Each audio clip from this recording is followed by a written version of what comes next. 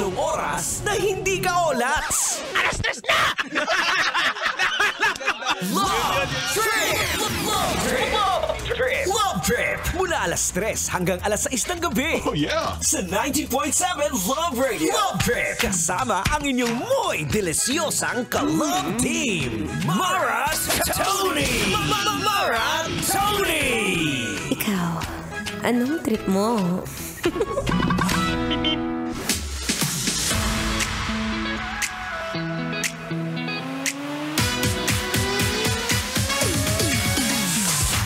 Taas kamay ang lahat ng mahilig sa instant.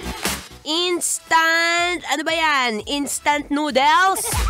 O yung mga tipong instant kung saan okay lang kahit mawala ng pera yung mga tao.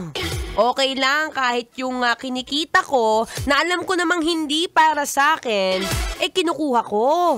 Okay lang kahit yung ginagamit naming ang hirap mag-grant, delikado. Anyway, ako po inyong nagbabalik ang inyong daldalerang atleta, DJ Mara Tony, na minsan napapaisip, maagang nagigising, maagang pumapasok. Pero bakit ganon? Bakit may mga oras kung saan nare-realize ko yung kinikita ko napupunta lang sa maling tao? May kilala ka bang ganyan? Mainit-init pa. Pero maiba tayo. Alam mo, merong iba, kagaya ngayon, na 99. Siyempre, basic. Basic yan sa mga taong magagastos. Yung trip na trip mong magkaroon ng instant gratification. Ayan, yung mga taong, wait lang, baka sabihin mo, ano po yung instant gratification, Mara Tony?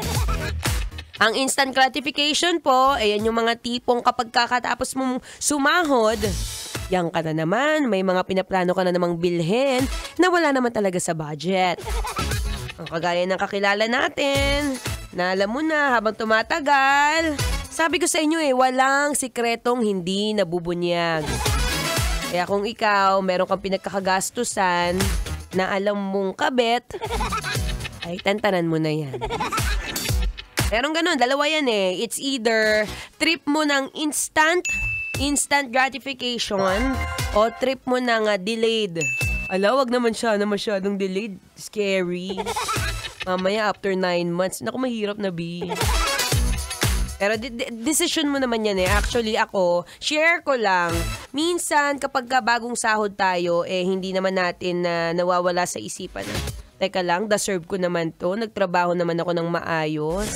Feeling ko naman, deserve kong kumain ng samgyup, tapos mag-ice coffee, tapos dahil generous si Mara Tony, ng libre pa. Pero paminsan-minsan, nagugulat ako pagka dumadating yung bill ko sa renta, di ko mabayaran. Di ko masyadong nababudget ang maayos. Kasi nga, mahilig tayo sa mga instant. Hirap ng ganyan, no? Yung mga tipong kinikita mo, alam mo sa sarili mo. Pera mo yun, B. Pero dahil may mga tao na mahilig sa instant, may mga tao na feeling nila, ayoko na magtrabaho, okay na to, mga 50, pwede na to. So, ang gagawin, kukuha ng pera ng bayan. Tama na nga, masyado na maraming pagpaparinig. Anyway, decision mo naman yan. So, decision mo ngayon, kagaya ngayon na 99. Maraming mga gusto mag-check out. Maraming gusto mag-check-in. Tignan mo yung katabi mo. Ayan, isa rin yan sa mga mahihilig sa mabibilis. Mabibilis na mga rewards sa buhay.